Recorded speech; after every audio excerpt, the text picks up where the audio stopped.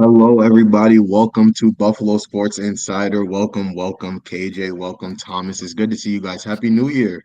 Happy New Year, man. Same to you. Happy New Year. Yes, we are back. This is Buffalo Sports Insider, where we have everything sports, everything Buffalo. I'm Deshaun Francois. That's KJ Zelzinski and Thomas Bailey. Today, we are going to be covering what's been going on since the last time we talked to you guys, which was after the Eagles loss. And that was, oh my goodness, that was such a terrible point of the That was season. I rough. don't know That how was rough. anybody else thought that the Bills were going to make it, how far they did at this point. I definitely was not a believer. I definitely said that the Bills were not going to be able to win out because they played Kansas City right after that. And then they just ended up having a great job with Joe Brady and the hiring of at the OC position. Sorry about that. And the firing of Ken Dorsey. So, what do you guys have to say about the Bills making it out? What were your thoughts when you guys last left off with us? Yeah, you go ahead, Tommy. You first. You first. Oh man, this game was insane. There's a lot that goes into it, and that Kansas City game is really the one that I knew was the most important because it was the start, and it's this team just can't seem to win these games. They can't seem to start off on the right foot. This time they actually did, and winning this game was super important because it started off an impressive one to finish out the season. Beating Kansas City by one possession that we struggled in all season up to this point, and even in years past, we've struggled in one-score games. Four of our last five games have one-score games, and we found ways to win them, and that's something that's encouraging. Looking forward to the playoffs now. We got a lot going on. Yeah, no, I think absolutely. It was the firing of Ken Dorsey. I think really helped like rejuvenate the offense. It was certainly like again you have the team going 5-5. Everybody is just wondering like, okay, how do we get this back into order? And Joe Brady really did step it up. I think he stepped up some of the passing concepts, but not only that. It's funny. Joe Brady was known as a really passing oriented kind of OC, especially when it was with LSU when they won their ship and all that. So again, really passing oriented. However, you have James Cook who's balling out all of a sudden, and he's putting up numbers. So I think James Cook has been a really big part of the offense and a big reason for some of the wins. Now, again, I was definitely kind of in Deshaun's spot just a little bit. I had faith that they would win out, but I wasn't confident in it. Like I wasn't really dead set because again, you're playing the Cowboys, who have a really impeccable defense against the struggling Bills offense. That was looking really tough. Kansas City can choose when to win. It feels sometimes when they have Patrick Mahomes on their back. Tough one with Um, their receivers. I think that was the main problem. So, like, I think Kansas City would have had such a much better season had Marquise Valdes-Scantling and other yes, receivers that yeah. normally would have caught passes for Mahomes just would have caught the passes that he needed. So that was very tough to watch Kansas City season. But continue. I Oh like the way man, that you were going with those tough games because those last six games for the season was just wow. And then to finish off the season, I say best, let's talk about that Dolphins game because that victory right there was really what clinched the Bills' ticket to the playoffs. So yeah. going into that game, it was if they won, they get the second seed, and then they'll be playing the Steelers. If they lost, they were going to be playing the Dolphins again next weekend. So everybody was just hoping that the Bills pulled out the win, and luckily they did from great performances in Deontay Hardy. Josh Allen was able to step up when we needed. James Cook was running the ball. And let's give a big shout out to Khalil Shakir as well. He had over 100 yards. Like he Oh stepped up. man, Gabe Davis went down. That was so tough to see. Trent Sherfield had a great catch. It was a whole team performance that just led to so much beautiful like outcomes for everybody that wanted the Bills to make it to the playoffs. yeah, man, Khalil Shakir. I am just so impressed. Again, after a very lackluster preseason, it felt like I was a little nervous about where his spot would land. But he is just clearly he's an elite player. He really is, and I think again we are lucky to have him as that at that wide receiver three spot. Now again with Gabe Davis, he had a rough, very rough game. I think with Miami, went down unfortunately. Non-contact was very nervous to see that again, and it looked like a knee injury. But Khalil Shakir really found a way to step it up. Not only him, but hey, Dalton Kincaid too. Give him his flowers, man. Dalton Kincaid really stepped it up as well, and he has just been super impressive to watch. I think behind Dawson Knox, he stepped it up when Dawson was out, and now he's really filling in that role. So again, super impressed by some of the newer players. Again, Khalil Shakir in his sophomore season, Dalton Cade in his rookie season. I think it leaves a lot of hope for like the Bills' offensive future. I agree. Dude. There's a lot that goes into this team, and I feel like last few years at least, we've found ways to, kind of win games and find players that are really good later rounds. Like, look at Gabe Davis out of UCF, 4th round pick. Khalil Shakir out of Boise State, 5th round pick. You get these guys in these later rounds that contribute to the team, and out of nowhere. Out of nowhere. And honestly, after last season, I kind of felt like Khalil Shakir should get some more playing time. They gave him a lot of that opportunity to earn that spot in preseason. He didn't really earn that, I will admit, but I mean, he's looked great in the regular season. He's had some really good games down the stretch for us. That I think it was like an 81-yard touchdown against the Jets. Yeah, I mean, there's a lot that goes into this team, and I'm liking that right at the perfect time, right when you need it to happen, we're finally starting to click where everybody's getting involved, and that's exactly what you want to see. Hey, and speaking of too, man, everything clicking, like, oh my goodness, I'm excited for the playoffs, mainly because we have a guy at quarterback named Josh Allen, and he's like a cyborg, man. He'll turn it on when he needs to turn it on. He put the team on his back. He's really the hero of this team. I think again, we have anybody else at the quarterback position. And I know we have elite players. Stephon Diggs, James Cook is honestly, I want to call him elite because he's looked very elite. Even with those players, I think without the quarterback that we have, I don't think we go that far. It looks like Josh Allen, that 13-yard run, 15-yard run, or whatever, he can just do what he feels like. I understand that you're calling Josh Allen robotic and he's able to like turn on that switch. I feel like at this point in his career, there should be no more of that switch.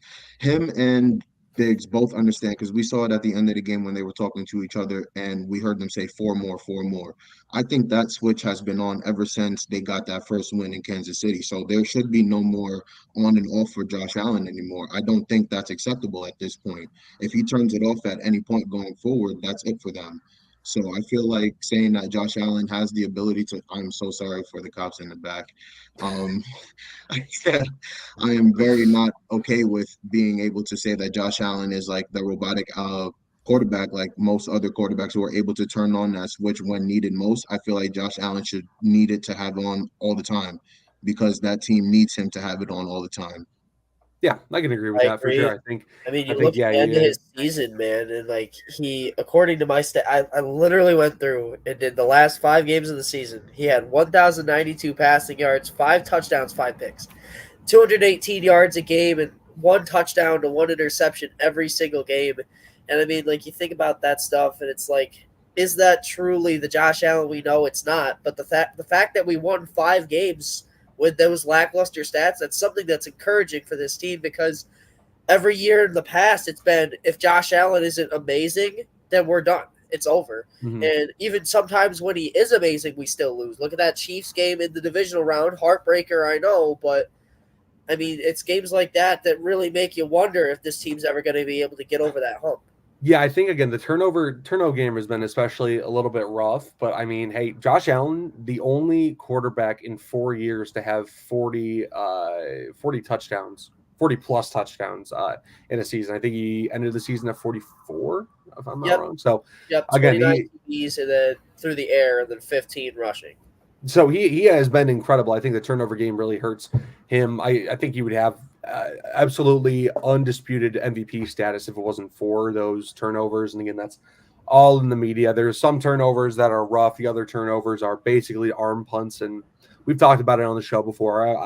Arm punts are fine. I mean, hey, I would rather us get down there and get a field goal than punt it away on a 4th down. So it is what it is. But again, I think Josh Allen, 100% elite. And I agree with Deshaun. I think it needs to be a consistent thing where Josh Allen can turn it on. And I think it all starts with execution. Josh Allen can, play hero ball and run it, but he also goes through the air. And I don't think we're seeing a lot of deep shots and some poor execution on the end there. So some stuff to change, I think, for the playoff picture here, Sean. So that was going to be another one of my questions that I was going to ask you guys. You saw a lot of a decline in Stephon Diggs' touchdown numbers, yardage per game. Everything was just going down for Diggs. How do you feel the Bills should look going forward with now Gabe Davis being down and you have to step up with either Khalil Shakir or Trent Sherfield? And Deontay Hardy even showed that he's able to still have a burst on the field. So who knows if they throw him in that slot position? What do you think the Bills are going to do going forward passing wise, being that we saw a lot of a decline in their main receivers number? Let's start with you, KJ. Yeah, I think again you have Gabe Davis going out, and you have a lot of. I feel like this past game was really the unlikely hero game. I think you have again an incredible catch from Trent Sherfield to follow the ball in the back of the end zone there. Punt return, Deontay Hardy, who has been very quiet this season. I've been really disappointed by his game as of late, but hey, punt return touchdown in the time that you need it, I will absolutely take that every day. The Khalil Shakir 100-yard game. Exactly. Khalil Shakir 100-yard game. It was a very unlikely hero game. And I think that leaves a lot of hope. I think, again, with what you want on the team, I think that's what a lot of different teams have had that are Super Bowl winners is depth. Again, it's not just a star player can only take you so far. I think that's what we have been. Again, I'd always talk about Josh Allen, hero ball. He is a rhythm quarterback. He can go this far. But again, Josh Allen can only do so much. And you need to have players that can step up. And I think, again, one of those players who, actually, I'll save this conversation for later in the show. But I think our defense has been really stepping up as well. It's not just the offensive weapons. I think a lot of defensive weapons have been really stepping up as well. And it's very impressive. Tommy. Yeah, man. This team is clicking. And I've said it a couple times already, but something that I think that needs to happen here with Davis going down. I don't know if it's going to be like he's actually going to miss the game or not against the Steelers coming up. If he does, though, I feel like we need to balance this game out a little bit more than if that is the case, because I think we're going to have to spread the ball to Cook and to Diggs both evenly. We're going to have to start running the football a little bit more. We have to give them that threat that we can run the football. And if we give them that threat, I feel like really any receiver you ask could potentially get open off the play action, things like that. And I think that's the best way to go about it in this situation is you want to get Cook the ball early. You want to give them that threat that we're going to run the football, and then we can throw the ball a little bit easier with a little less pressure on Diggs and the rest of the guys to perform and take the whole load, because that's been the issue is like KJ saying, we need that superstar to have a superstar game. And if we can make sure that James Cook has a decent game and he forces that threat of a run, then we don't have to do as much and put as much pressure on those superstar players. I want to give a little shout out to Justin Cejak. He called it pretty early this year. He said that James Cook would have that 1,000 rushing yard season. So the fact that we're able to rely on Cook this late in the year, I'm very happy to see that, because we did have the fall of Nyheim Hines, who went into that tragic injury right before the season on the jet ski. And I think that would have been a great factor that added to this team. But the Bills were able to go ahead and find Leonard Fournette as well. We saw playoff Lenny a little bit in this game against the Dolphins. I thought they were going to use him as a red zone back, and they really didn't use him much after the first quarter. So I was a little upset. And next thing you know, they go ahead and they put James Cook back in, and he just starts rumbling back and back again for them. So I definitely love the get James Cook going first, and then that should be able to open up the pass game, because you have to run when you have to and pass when you need to. So that's how I've always been able to understand football on the offensive line.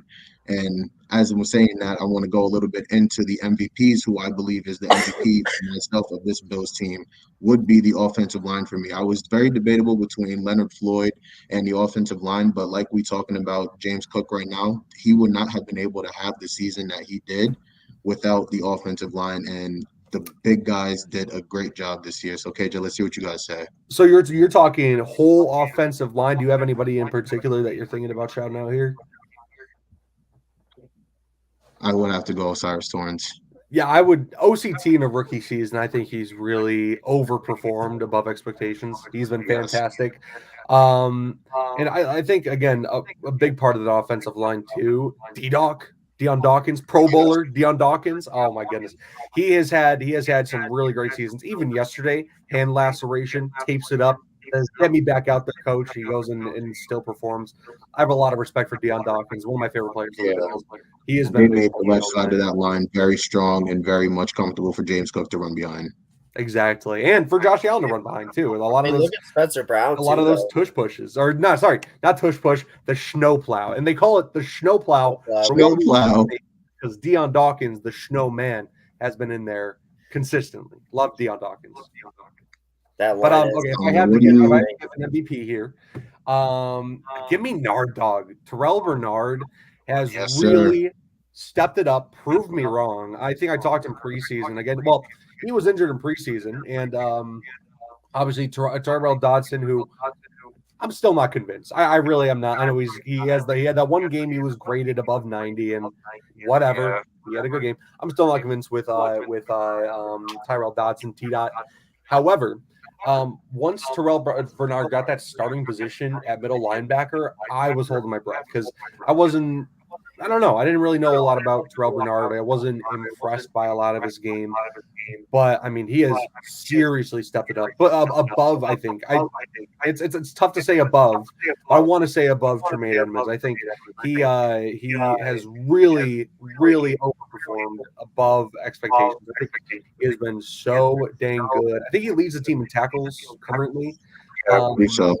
And he has just been fantastic. I have really nothing more to say than that. He has been a huge part of these games where the offense can't get started on the field, and we have to rely on our defense to kind of keep the other team off the field and get us back out there as fast as possible. He's been a huge part of it. Tommy, let's go with your MVP. Who do you go with for the Bills? That's a perfect segue into what I would say, man. Like literally, that defense, man. I just talked to you about Josh Allen's not impressive stats to finish the season, and you're wondering if Josh Allen was not the big reason why in the passing game, then what is really keeping us afloat? And I think it's that defense, man. That defense, and I'd shout out 4 people mainly here. Leonard Floyd, who my man over here said was a great one. Terrell Bernard, who you mentioned. Rasul Douglas, and Christian Benford. Christian Benford has been locking it up for no reason. 6th round guy out of Villanova last year. He's just out there playing like he's a seasoned veteran, and I love it. I love it, man. Brandon B knows how to get these late round draft steals, and it's just this team is finally clicking. We're finding a guy in the 3rd round in Terrell Bernard out of Baylor. You're finding a 6th round guy out of Villanova and Christian Benford. Even Dane Jackson was a 7th round pick out of Pitt, and he's out there playing decent football. I mean, you look at this team, man, and we're built not from 1st round caliber guys. We're built from the guys that are the 2nd, the 3rd, the 4th, the 5th, etc. And that's what's making it exciting for me. This Bills defense has kept us afloat. We've been able to win these 1-score games. I'm loving it. This team is on its right course, and I feel like if we could get that offense up a little bit heading into the postseason, watch out for these Buffalo Bills. Yeah, I'm especially happy that you mentioned Rasul Douglas. My dad likes to call him Razagul because he's a little bit of villain on that field. I love Rasul Douglas. Brandon Beane is a sneaky pickup, man. I think everybody wanted that. The corner from the Bears. I can't remember who's been. Jalen Johnson. Everybody really wanted Jalen Johnson. We didn't get him. We picked up Rasul Douglas, and it almost felt like a steal from the Packers because he's been fantastic. While Jair was out for a little bit, he was kind of playing second fiddle there. Picked him up, and he is a ball hound, man. He just finds ways to win. I think that it was the game right before the Dolphins. Oh my goodness, I'm blanking. Who would we play? Patriots. Patriots. Yeah, he broke up a pass, 2 interceptions, right, and then a fumble recovery. Yeah, the pick 6 on the one. Oh my god, like what? Like and then seriously, he fumble returned it, but the fumble stood, but the return did not. Unbelievable. That's what I'm saying. Like I think. He has been so fantastic and a very sneaky pickup in the place of Trey White, who is again we're really expecting to have a big bounce back and just another unfortunate injury, and he's really filled in the shoes. And I think again it goes back to depth. I think once you have depth on that team, then you have winners. Even with Rasul Douglas, who unfortunately went out this past game, you have all of a sudden Dane Jackson coming in, and he's stepping up. He's doing a great job. So again, it's just how far can you go back? You have players who can fill in shoes and play to win. Yeah, and they're definitely playing for each other as well. Because in that moment when Rasul Douglas went down, Dane Jackson went to him and let him know that he was going to finish out the game. I saw that in post game after everybody was talking about it on social media. So that Bills team is definitely clicking right now going into the playoffs. So I think we could definitely get into the playoffs now. Yeah. We have a whole lot of wild card matchups coming in. I'm a big Rams fan. If everybody remembers, I said that at the beginning of the year. So I want to just let you guys know, I talked with one of my friends, and I have the receipts. November 19th, right before the Seahawks game, I said, I hope the Rams win out. They were 3-6 at the time. They finished the season 10-7. The only loss that they had was to the best team in the NFL, in my opinion, which was to the Ravens. Dude, so I want to say the Rams are a great team to look for if we do make it all the way and you guys end up making it in the AFC. That's going to be the clash that I want to see. Bills, Rams in the big game. That's it for me right there. But if the Rams make it out of that first round, beautiful. Yeah. So the Rams are like the Bills of the NFC playoff picture here. I think they're getting a dark horse. They're like all of a sudden nobody expecting them to be in, but everybody that was watching the Rams make this run was like, don't let them get in, because if they do make it in, they could take it all the way. Matt Stafford, what? I saw a tweet that was like the script writers really did a great job this year. They cooked up Matt with this Stafford year. Going back to Detroit and Jared Goff playing his former team. Man, you couldn't write a better story. I think that is going to be one of the biggest playoff games to watch. That is going to be a tight game too. I'm really rooting for personally rooting for the Lions. Love Michigan, love Detroit. National champs yesterday. I got my boy Michigan Aiden team as Hutchinson well on the Natty, yes sir. So, anyways, I that's the thing, is that I really want them to win. However, again, Matthew Stafford could really turn the game around with a really big weapon that he has. Puka Nacua, a offensive rookie of the year candidate, just blew it away. I mean, it set the single season record for rookie passing or rookie receiving yards. Crazy. And rookie receptions. Exactly. Unbelievable. Yeah. Filling in for Cooper Kupp for half of the year, and he's way overperformed. Another testament to Matt Stafford, who's now had multiple leading receivers, and now he has a rookie leading receiver. Of course. But that's enough for that Rams game. Let's move on to the AFC side. We have a great game since we're talking about CJ Stroud a little bit, because we're going with the offensive rookie of the year conversation. I believe that the Texans are going to go ahead and demolish the Browns. I feel like CJ Stroud being back now, he has a lot on his shoulders. If you've watched anything on social media, you would hear a lot of people saying, and Stephen A being one of those people, that CJ Stroud is just too young and that he wouldn't be able to make it in the playoffs. He's a young quarterback and he can't do it. I think that the Browns are not capable of making it far in the playoffs either. So you're looking at Joe Flacco, Amari Cooper's coming off that injury. They're still figuring out their running back situation with Kareem Hunt or Jerome Ford, I believe his name is. So they definitely have a lot that they got to figure out too, even though they had a nice little Thursday night game that everybody loved to watch. But I'm going with the Texans in that one. Now, Tommy, I don't know about you. I would disagree with that. I think the Browns got I'm wearing orange, best defense. And I'm going with Cleveland. That defense, man. Okay, well, let me preface this. Defense. Even as a Wolverines fan, I love and respect CJ Stroud. I think he is. Between him and Puka Nacua, it's going to be hard to choose the offensive rookie of the year, because he has been fan-freaking-tastic. But I think with what you got with the Texans right now, you're without Tank Dell, and that really hurts. Tank Dell has been amazing. Nico Collins can step it up. Love Nico Collins. Defense has been all right with the Texans, but again, you're facing one of the best defenses in the NFL. The Browns, I think, have been amazing. And Joe Flacco, out of nowhere, couch quarterback, just decides to go in and step it up. And I think he has a lot to prove and a lot to play for. Amari Cooper has been having some really good weeks as well. And now Joe Flacco might have the chance to take it back to Baltimore and face his team. So, Tommy, what are your thoughts on that? So one thing is important here, and that's that defense. That Browns defense has been overlooked all season. A lot of people have overlooked it, including myself. I mean, letting the Jets put up 17 in the first half is not exactly the best route if you're talking about good defense, but Right. right now, man, I feel like that Browns defense is going to be able to do a lot of things, and it's not exactly for me. I love C.J. Stroud. I think he's been one of the best storylines of the entire season. I'm a big believer in C.J. Stroud and what he can do in the playoffs. It's not him I'm worried about. I'm more worried about head coach DeMeco Ryans. This is going to be his first playoff game. I'm more worried about that defense, too, who has a lot of young pieces. Roy Lopez, Will Anderson, a lot of different players. Jalen Petrie, Derek Stingley. I could go on forever. Yeah. But they have a lot of young pieces on that defense, and I don't know if everybody's going to be clicking. I'm not going to say Stroud isn't because I feel like Stroud will. So I want to just cut you off a little bit right there because we do have possibly a defensive rookie of the year in Will Anderson Jr. over there, so he can get over to Joe Flacco in the backfield. I wouldn't really say that the Browns have the most stout offensive line in the league anymore like they used to before. So I definitely can't say that I'm counting out the Texans on their defense. I just feel like everything has to be going like you guys have been saying. I feel like everything has to be clicking for them to get the win. Yeah, true. Hey, Texans as well, man. DeMeco Ryans, possible coach of the year.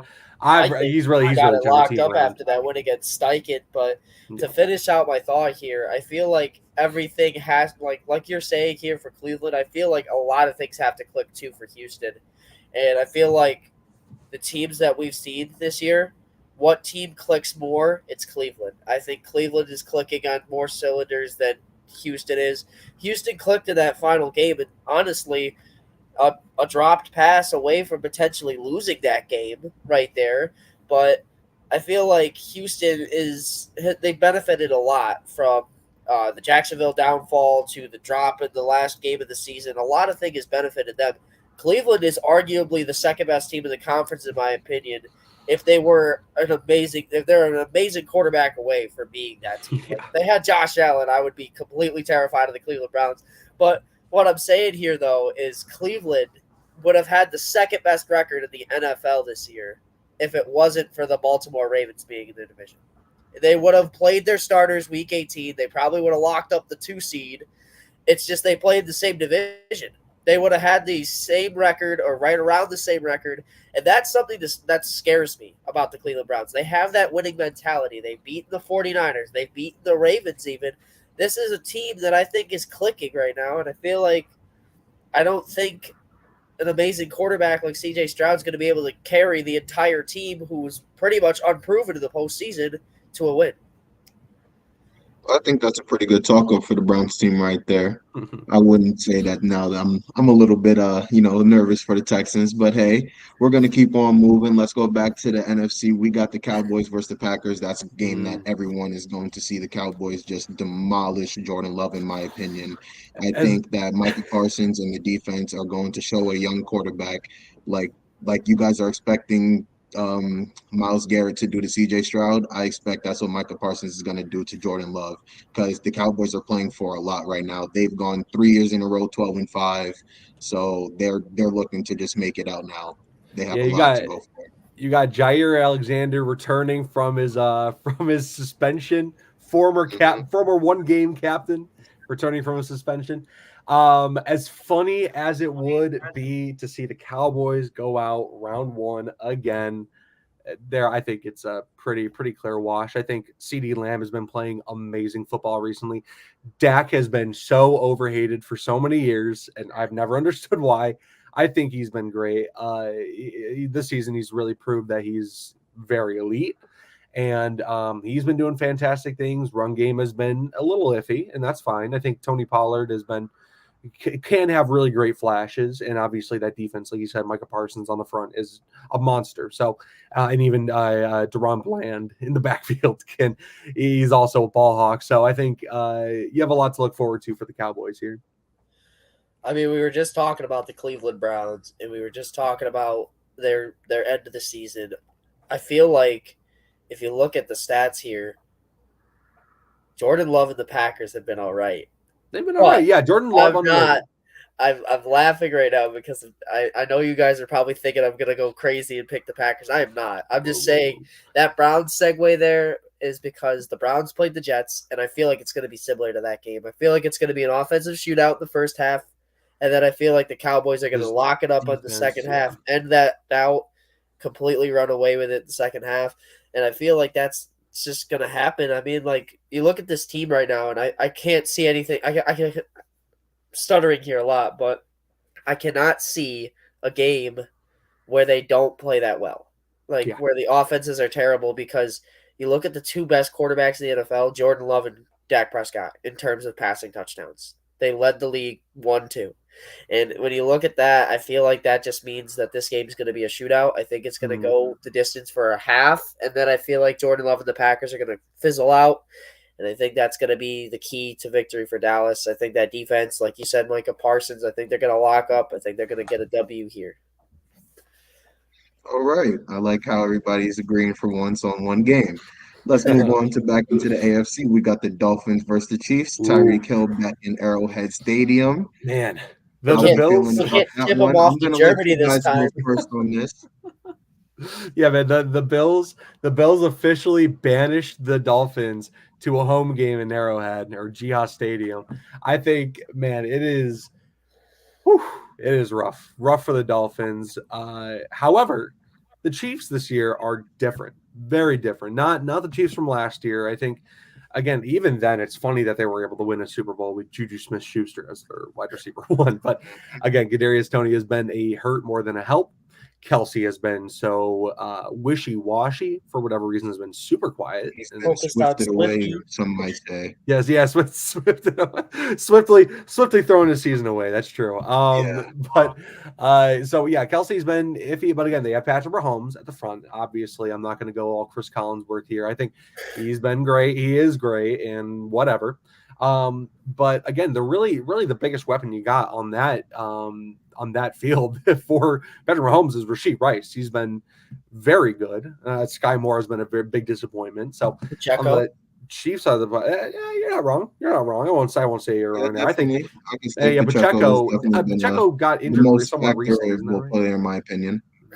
Yeah, it's true. No, he's been great. I always love watching him run. He looks like he's trying to rip through the ground. It is great. But anyways, but again, I think the Chiefs have been very lackluster this season. You got the Dolphins again coming off of a loss. They obviously want to keep their season alive. Do we know if Jalen Waddle or Raheem Mostert are coming back for this next game yet? Or they were doubtful for the Week 18 game because they didn't want to risk injury to him again. They probably would have went otherwise. Yeah, you're locked for the playoffs anyways. Yeah. So I don't know. I think again, if you got Waddle and you got Mostert feeling 100%. I say Mostert. Oh my goodness, Mostert. Raheem Mostert feeling healthy. I think again, you really have a good matchup there.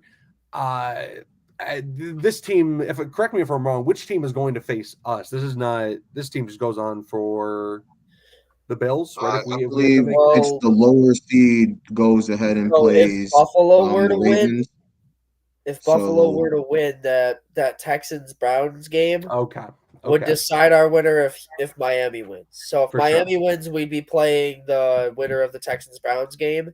And if Kansas City wins, no matter what, we'd play Kansas City. Okay, noted. But it would be in Buffalo. And Kansas City in Buffalo, I would love to see that. That's actually happening next season too. The schedule came out, and we're taking on the Niners and the Chiefs Ravens at home. On the road. Ravens, it's a big season. It's going to be a very big season. But got a lot of winning teams on that. Exactly. So that is going to be a very heavyweight matchup, I think, and it's tough to really pick a winner. I see the Dolphins coming up on top. I think Tua has a really big bounce back game, and I see the Chiefs going out round one. It's a rebuild season for them now. All right, tell me. I can't see Patrick Mahomes losing in the wild card round. And as much as I'm not going to lie to you, I don't like the Chiefs anymore. I used to be a little bit involved with the Chiefs when Alex Smith was the quarterback. I liked them a lot because of Jamal Charles and a guy named Dwayne Bowe, if anybody's familiar with him, one of my favorite receivers as a kid. Anyway, I like the Chiefs a lot. I think that the team is kind of fallen off this season, but I don't think there's a chance in heck that Patrick Mahomes lets this team lose in the wild card round, especially against the Dolphins team. I think the Kansas City Chiefs get the job done. Yeah, and you know what? Actually, real quick, KJ.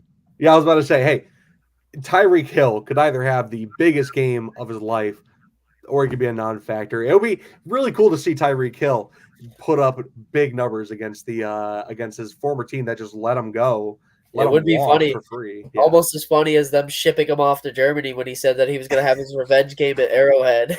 Not wrong. Not wrong. I'm gonna go ahead and finish my statement there, and I'm gonna say I agree with KJ a lot. I'm gonna go with the Dolphins No way. because before I even said that I wanted it to be a Bills Rams final game for the season, I did believe that it could be a Dolphins Rams for the final game of the season as well. So I do see a lot going on with the Dolphins team. We watched them go ahead against the Bills basically the entire season without it being in the field. I mean, on the field, it was within the division, and the fact that the Bills went ahead and took second seed just by them winning the division, I think that the Dolphins are very mad at the seeding that they have. The fact that they have to go ahead and play the Chiefs now, so they have a lot that they're going against with the media and probably within themselves too, just off the fact that they lost on the way that they did. So I'm going with the Dolphins to win that game. And then we're going to go ahead and finish off with the, I believe, NFC. We got the Buccaneers are playing, let me see. Yeah, the Buccaneers versus the Bucks, Eagles. Eagles. Forgot about the Eagles because, they wanted to fall off the universe the way that they did. Oh, So man. who are we going to go with here? I honestly don't know. The because Eagles fall off needs to be studied. Beautiful season. And Mike Evans got very close, I believe, to breaking that record for, I believe, some touchdowns on his own. Josh Allen also sold on a touchdown breaking record of O.J. Simpson, too. So it was very tough watching that Panthers game, and they didn't have any touchdowns, but they pulled it out. So the Buccaneers season, the way they ended for me, I feel like I'm going to go with the Buccaneers to win that game, but you got to look out for Jalen Hurts and the Eagles. But they had so many injuries against the Eagles. It's like, I mean, against the Giants, it's like, how can we even? That's what I'm feeling right now. So I'm leaning towards the Bucks. But Tommy, what do you feel about that game? I know we've all seen that thing where 10-2 Eagles, 9-3 Dolphins, and 6-6 Bills. Only one of these teams won the division. It's true. And It's so, and I can't lie to you. I want to go with the Eagles so bad here because of the experience. They've been to the Super Bowl. They've had a lot that's gone right. And it's similar to my thought process with that Chiefs game. Is it's like I can't see a world where the Chiefs don't at least win one playoff game and bow out in the divisional. Yeah, sure, but Patrick Mahomes has never lost a wild card game, let alone play in one half the time. He literally gets the first round bye more than he does having to play in a wild card game. And I feel like the same thing could be said here with Jalen Hurts and the Eagles. It's a lot more difficult to pick them, though, because they haven't had the longevity of the Chiefs. And for that reason, I'm going to go with the upset to many people. I don't think it's an upset. And I think I'm going to go with the Buccaneers. Baker Mayfield, I've liked what he's done to finish the season, barring exception for that last game. I think they've had a really good year with Baker Mayfield and the Bucks, and I feel like they keep this rolling with a wild card win at home, which a lot of people were expecting them to lose because it was either the Cowboys or the Eagles a month ago. Now it's like, hold on, they got a shot. Yeah, see, it's really tough to decide here. I love Baker touchdown maker. I think he has been pretty dang good for what the roller coaster of a career he's been on so far. I think he's been doing pretty good. And the thing is, though, is that again, as bad as the Eagles have been playing, Jalen Hurts, big competitor, has more weapons. Let's compare this to the Dolphins Chiefs game, because I'd say it's pretty comparable. You got the two former teams who met in the Super Bowl last year, who are having some pretty rough seasons right now. I think again, the Eagles right now have more weapons than the Chiefs do, and both teams have that experience. I believe more in the Eagles to kind of take this over the Bucks. The Bucks in a very, very, very rough division. I don't know how other way to describe that. I think they just are playing in a very bad division, and they kind of squeaked in the win there. I think any NFC South team, aside from the Panthers, could have taken that. However, it's a little undecided there. I think right now Eagles do have a chance to take that, and I think they might be going up to face 49ers, something like that. Again, 49ers are waiting for somebody up in the next round. So whoever faces them, I do not really have whole lot of sympathy for. That is It's most likely going to be us. If we beat the Lions, it's most likely going to be us, the Rams. The Rams. So, I was going to say, yeah, us is Bills. Us is Bills. No. Us, I was saying Rams earlier. But anyway, speaking of the Bills, that's the last game in the first round. I mean, the wild card round that we have to talk about. It's us alone. I'm going to say us as the Bills right now because we need to win this game just to keep our season going. Back to what I was talking about earlier with Stephon Diggs and Josh Allen saying 4 more at the end of that game. I am a big believer in the Bills being able to make it all the way through the end. Like I said, I want to see that final game match up my team versus where I currently live right now. So that's how I'm seeing it. And I'm a big believer in the Bills versus Steelers, who currently don't have TJ Watt for the week right now. That's what I saw. I've been watching a lot of Pat McAfee, and JJ Watt's on all the time talking about his brother. So, Pat's my inspiration and all of that. But yeah, no TJ Watt. And I feel like this team is not going to be able to just get it going against the Bills, who are very hot right now. The way that the offense has been get it going with James Cook. And like we said, there's a whole lot more in the receiving room that needs to be worked on. And they're going to be able to see a lot of opportunity with the fact that Gabe Davis is down. So I'm going with the Bills in this one. Yeah, hey, man. Mike Tomlin got his winning season. He got his 14th straight season above 500, which is insane. Consecutive seasons above. Aside from that, I think it's time to put them down, man. I think right now, who's still at quarterback? Mason Rudolph. He's still playing there. Will start. Mason Rudolph. Again, George Pickens can be a weapon if used properly here. Jalen Warren in the running back room hasn't really impressed me all that much. And again, I think of our defense, who has been very, very hot here. I think when you look at the defensive front, who has just been pretty dang incredible, Ed Oliver putting in the work, Daquan Jones is back and really putting in the work. I think it's going to make hell for Mason Rudolph. And again, without TJ Watt, our O-line might have a little bit of an easier time. Now, the linebackers for the Steelers are also pretty good. I'll say that much. And exactly. You might find a little bit of a hard time in the slot, but I believe in our guys to kind of get the job done there. I think Bills win this one pretty handily and go on to the next. I agree with both of you, and I'm going to kind of mix it a little bit with both what you guys are saying. I like this offense. I like this defense a lot. The depth on defense has been killer for us. The depth on offense was killer in the last game. I expect that to continue heading into this one. TJ Watt's going to miss. They're arguably their best player. I feel like that's a very big deal. And when you look at this offensive line this year, we've been really well placed all season in the offensive line rankings. And I feel like without TJ Watt, they're not going to be able to do too much against that. And it's going to lead to that philosophy I said before, where we can run the ball with James Cook, offer that threat of a run, and then we can throw the ball over top of them all game. And I feel like that's going to lead to a pretty handily win for Buffalo Bills fans and for the Buffalo Bills organization. It's another wild card victory, and hopefully we are talking about a winning Buffalo Bills team, and we're not all looking stupid. Fingers crossed. Fingers crossed. All right. Thank you guys so much for entertaining this conversation with me today. And I hope that everybody was able to enjoy the conversation that we had with you guys. From us at Buffalo Sports Insider, I'm Deshaun. That's KJ Zelzinski, Thomas Bailey. Please make sure to follow us on all our social media. Check out our website at buffalosportsinsider.com and have a lovely day. Go Bills. Go Blue. Go Blue.